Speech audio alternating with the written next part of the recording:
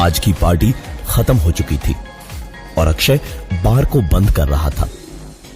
अक्षय गोवा के सबसे अच्छे बारटेंडर्स में से एक था। सारा सामान एक एक करके उठाकर रख ही रहा था जब किसी ने बार टेबल पर नॉक किया। अक्षय ने सर उठा के पलट कर देखा। एक बेहद खूबसूरत सी लड़की थोड़े नशे में खड़ी थी और उंगली से इशारा करके अक्षय को ही बुला रही थी। अक्षय ने मुस्कुराते हुए कहा, sorry ma'am, the bar is closed, no more drinks. लड़की ने भी मुस्कुराकर उससे कहा कि ड्रिंक्स नहीं, असली चीज चाहिए। अक्षय ने अनजान बनकर उससे पूछा, कौन सी असली चीज? तो उस लड़की ने कहा, कुछ भी चलेगा यार, सिगरेट में भरने वाला, पेपर से लेने वाला, anything to shoot up. Akshay को वो लड़की बहुत अच्छी लगी। उसने साफ साफ कह दिया उससे, मैडम आपको पता भी है कि आप क्या मांग रही हैं? एक तो गैर कानूनी है, ऊपर से यहां कुछ दिन पहले ही एक ऐसे ही केस में बॉम्बे से आए 2 लड़के एक रशियन लड़की को यहीं इसी क्लब से लेकर गए थे। आज तक पता नहीं चला उनका। कोई कहता है कि उन दोनों ने उसका रेप करके उसे मार दिया और फिर उस लड़की की आत्मा ने उन दोनों को मार दिया। तो कोई कहता है कि वो भूत ही थी और ऐसे ड्रग्स देकर लड़कियों का फायदा उठाने वालों को मार देती है। लड़की को यह सुनकर और मजा आ गया। उसने पूछ ही लिया कि अक्षय कैसे ये सब जानता है। तो अक्षय ने कहा कि एक तो मैडम ये यहीं की कहानी है और दूसरी चीज ये सारी कही सुनी बातें हैं। वही कह रहा हूं आपको, वरना मुझे भी कैसे पता चलता। लड़की ने अक्षय से पूछ ही लिया कि क्या क्या कही सुनी अफवाहें हैं इस किस्से के बारे में। तो अक्षय ने सलीके से बताना शुरू किया।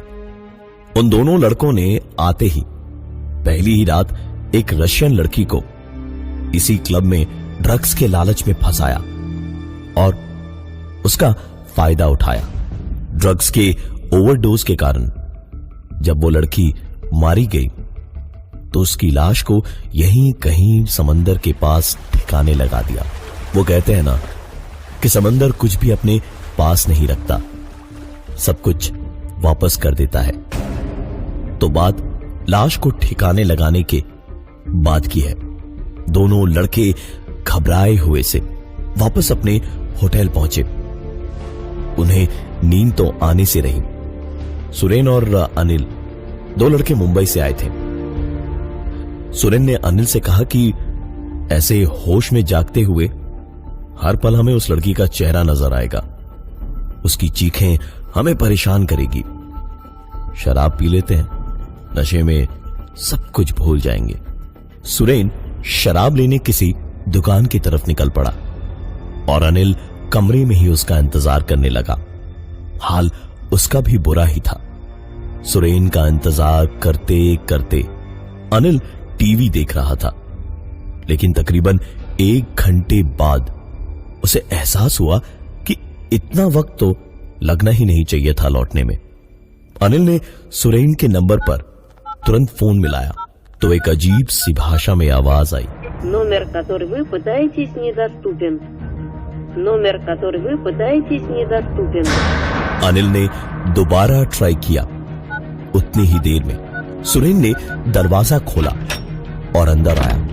तो अनिल ने उससे पूछा कि उसका फोन कहां है और ऐसी अजीब सी भाषा में क्यों आवाज आ रही है। सुरेन ने पॉकेट से फोन निकालकर कहा, फोन तो ऑन है और ठीक ही चल रहा है, जरूर नेटवर्क में कोई गड़बड़ रही होगी। अनिल ने हड़बड़ी में अपनी डायल लिस्ट चेक की तो नंबर सुरेन का नहीं बल्कि इंडिया के बाहर का था, +7495 788 4343। अनिल ने सुरेन को नंबर दिखाया तो सुरेन भी थोड़ा सा घबरा गया, क्योंकि एक ऐसा अजनबी सा नंबर डायल होना नामुमकिन था। इस सवाल का जवाब वो ढूंढे इससे पहले ही उनके कमरे पर किसी ने बड़े सलीके से खटखटाया। सुरेन ने दरवाजा खोला तो बाहर वेटर था, जिसने बताया कि कोई लड़की उनसे मिलने नीचे आकर इंतजार कर रही है। सुरेन ने अनिल से कहा कि वो देखकर आ रहा है कौन है, और वेटर के पीछे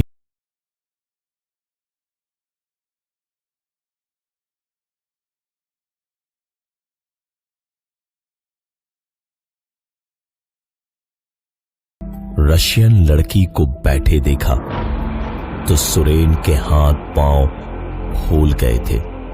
वो डर से सफेद चेहरा लिए वापस कमरे की ओर भागा और कमरे पर पहुंचकर अनिल से कहा, भाई वो रशियन लड़की जिंदा है या उसकी आत्मा है? लेकिन वही है नीचे रिसेप्शन पर। भाई कुछ तो लोचा है, भाई कुछ तो लोचा है। अनिल उठा और उसने कहा, तू क्या बाहर से ही पीकर आया है बे? हा? चल मैं ही देखूं मरने के बाद में कैसे आ गई यहां तक हमारे पास में। अनिल ने सुरेन का हाथ पकड़ा और उसे खींचता हुआ नीचे तक लेकर गया तो देखा वो तो कोई दूसरी ही लड़की थी। उसको सुरेन का वॉलेट गिरते हुए दिखा था तो पीछे पीछे वही लौटाने आई थी। अनिल ने थैंक यू बोला और सुरेन को लेकर वापस कमरे में आकर उस पे हंसने लगा और हंसते हंसते ही कहा, देख ले भाई, तेरी चुड़ैल ने कहीं पैसे या कार्ड वार्ड तो नहीं चोरी कर लिया? सुरेन ने भी चिढ़ते हुए वॉलेट चेक किया तो उसमें से सारी चीजों के अलावा एक कागज का टुकड़ा निकला जिस पर लिखा था 10वीं दानिया। सुरेन ने कागज अनिल को दिखाया तो अनिल ने इंटरनेट पर इसका मतलब सर्च किया और तब पता चला कि रशियन भाषा में 10वीं दानिया मतलब गुड बाय या अलविदा। दोनों ने एक दूसरे की ओर देखा। आंखों ही आंखों में दोनों समझ चुके थे कि ये सब क्या हो रहा था। कागज को मुट्ठी में भींचकर सुरेन ने डस्टबिन की तरफ फेंक दिया और पलटकर अनिल की ओर देखकर कुछ कहने को ही था कि एक आवाज हुई,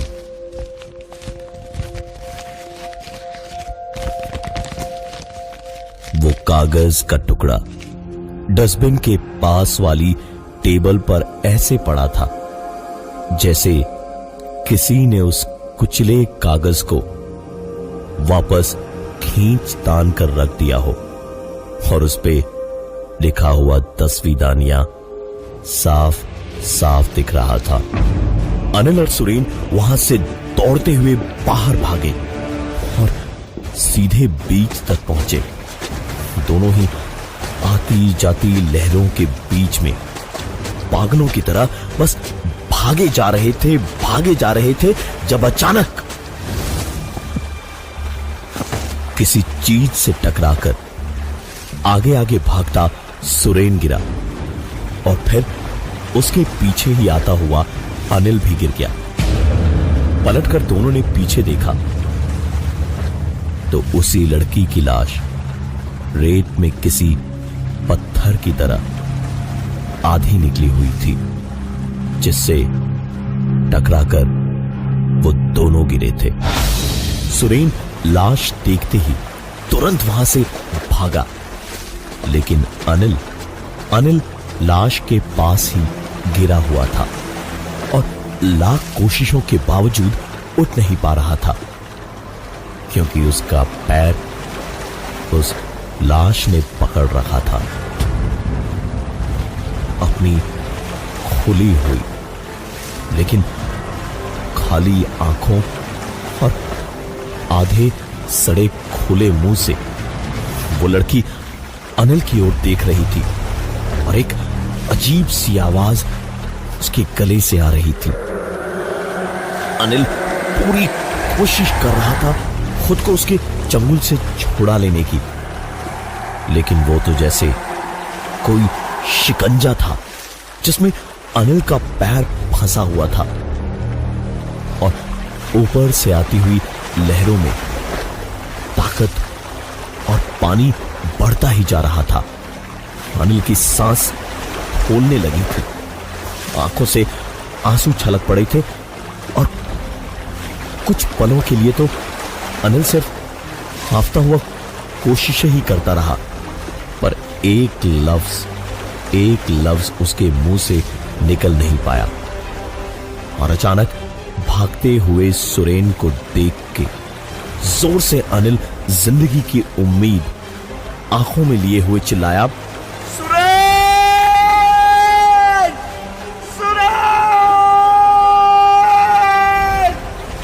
सुरेन ने रुककर पीछे देखा और बिना कुछ सोचे समझे वापस अनिल को बचाने को दौड़ा और अनिल के हाथ पकड़कर बढ़ते पानी में बड़ी कोशिशें तो की, लेकिन कोई फायदा नहीं हुआ। अनिल की जिंदगी का सारा नमक समंदर के उस खारे पानी ने सोख लिया था और अब बारी थी सुरेन की। सुरेन बड़ी कोशिशों से बचकर पानी से बाहर निकल तो गया, लेकिन एक बड़ी सी लहर ने उसको उठाकर रेत पर पटक दिया और सुरेन बेहोश हो गया। बेहोशी से उसकी आंख खुली। सुबह सुबह समुद्री चिड़ियों की आवाजों और कुछ लोगों की बातों से, अरे ये वाला जिंदा है। जिंदा है। हाँ भैया उठाओ इसे। जिंदा है। डॉक्टर बुलाओ, जिंदा है। अरे कुछ करो। हेलो, हाँ देखो, ये जिंदा है। बुलाओ। रह रहकर खुलती आंखों से सुरेन ने देखा कि कुछ लोग उसे उठाकर ले जा रहे हैं और दूर पुलिस वाले खड़े हैं और अनिल की लाश को छड़ियों से पलटकर किसी जानवर की लाश की तरह देख रहे थे। ज्यादा देर तक सुरेन अपनी आंखें खुली नहीं रख पाया और फिर बेहोश हो गया। जब आखिरकार उसकी आंख खुली तो खुद को उसने होटल के बेड पे ही पाया। कमजोरी से बहुत बुरा हाल था। टेबल पर रखी हुई दवा खाने को उठाई तो देखा कमरे में पानी खत्म हो चुका था। उसने उठकर रिसेप्शन पर फोन लगाकर पानी मंगवाने की सोची तो बैठ के रिसीवर उठाकर कानों से लगाया ही था कि पलंग के नीचे से एक पानी की बोतल लुढ़कती हुई उसके पैरों से टकराई। सुरेन की आंखें और चेहरा खौफ से सफेद दिखने लगा था।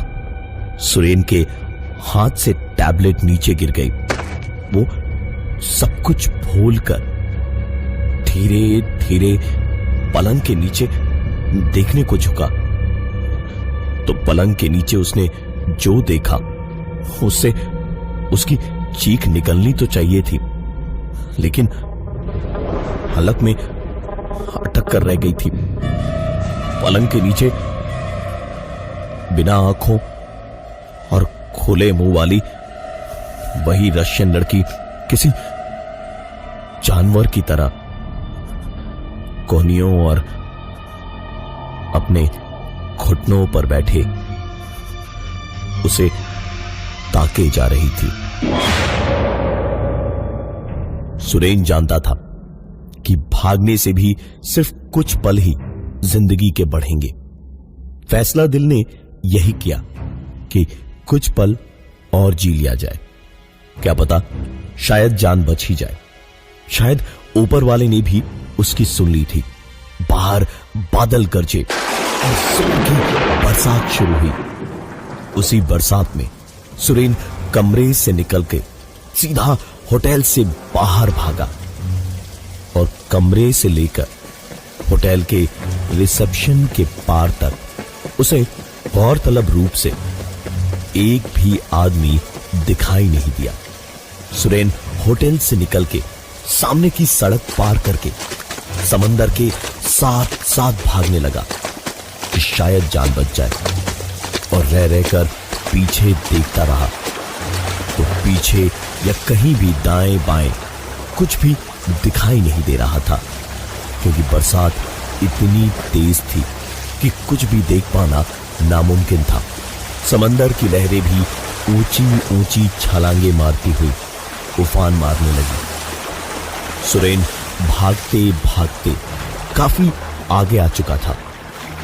एक पल को उस बरसात में हांफता हुआ सांस लेने को रुका तो उसे एक बांस पर छत से दिखी। सुरेन ने हांफते हुए उसके नीचे जाके खड़े होने को कदम आगे बढ़ाया ही था कि उसकी चीख निकल गई। वहां ध्यान से देखा तो पाया टूटी हुई कांच की बोतलें पड़ी हुई थी, जिसका टुकड़ा उसके पैर में गहराई तक धंस गया था। सुरेन ने दर्द से रुक रुक कर चिल्लाते हुए वो कांच का टुकड़ा पैर से निकाला और वहीं बैठकर पैर को फूंक मारता रहा और थकान और दर्द से आखिरकार निढाल होकर बैठ गया और अपनी आंखें बंद करके एक गहरी सांस ली कि तभी एक बड़ी सी लहर आई और एक बार फिर सुरेन की चीख निकल गई। समंदर का नमकीन खारा पानी उसके जख्म को जला रहा था, लेकिन सुरेन किसी तरह खुद को संभालकर पानी से बाहर निकला और सुस्ताने को आंखें बंद किए बैठा हांफ रहा था। तो अचानक ऐसा लगा जैसे कोई हाथों और पैरों के बल चलता हुआ उसके पास आकर चेहरे के बिल्कुल सामने रुक गया। डरते डरते सुरेन ने अपनी आंखें खोली तो सामने अपने चेहरे से ठीक 2 इंच की दूरी पर उसी लड़की का बिना आंखों और खुले मुंह वाला चेहरा दिखाई दिया। उस लड़की के मुंह से एक जोरदार चीख निकली। चीख और उसका चेहरा एक साथ एक ऐसा नजारा थे कि सुरेन के दिल की धड़कन डर के मारे वहीं उसी पल रुक गई। सुरेन की हार्ट फेल होने से मौत हो चुकी थी और लाश आज तक नहीं मिली। उस लड़की ने अक्षय के मुंह से ये पूरी कहानी सुनी और हंस पड़ी। उस लड़की के इरादे शायद कुछ आगे बढ़ने के थे। उसने पूछा, मौसम बहुत अच्छा है, मेरे साथ वॉक पे चलोगे? अक्षय का काम खत्म हो ही चुका था। मुस्कुरा के उसने हाँ कर दी। लहरों के बीच से चलते हुए उस लड़की ने अक्षय से एक ही सवाल ये पूछा, आखिर तुम्हें इतना सब कुछ कैसे पता? तो अक्षय ने बताया कि सब सुनी सुनाई कहानियां थी जो उसे पता चली थी, तो उसने बता दिया। ये सुनकर लड़की ने मुस्कुराते हुए कहा, ये नहीं बताओगे कि आखिर उस लड़की की ड्रिंक में वो रेप ड्रग वाला टैबलेट तुम्ही ने डाला था? अक्षय ने पलटकर उस लड़की के चेहरे को देखा तो ये वही बिना आंखों वाला सड़ा गला सा खुले मुंह वाला चेहरा था उसी रशियन लड़की का। लहरें बढ़ने लगी। पानी के थपेड़े किसी हथौड़े जैसे लगने लगे और अक्षय चाह कर भी कुछ नहीं कर पा रहा था। उसके पैर आती जाती लहरों के रेत से मिट्टी में धंसने लगे। पानी धीरे धीरे सर के ऊपर उठने लगा और अक्षय को पानी के अंदर ही समझ आया कि वो लड़की ठीक उसके पास खड़ी उसके मरने का इंतजार कर रही थी। अक्षय की लाश रशियन लड़की के साथ अनिल और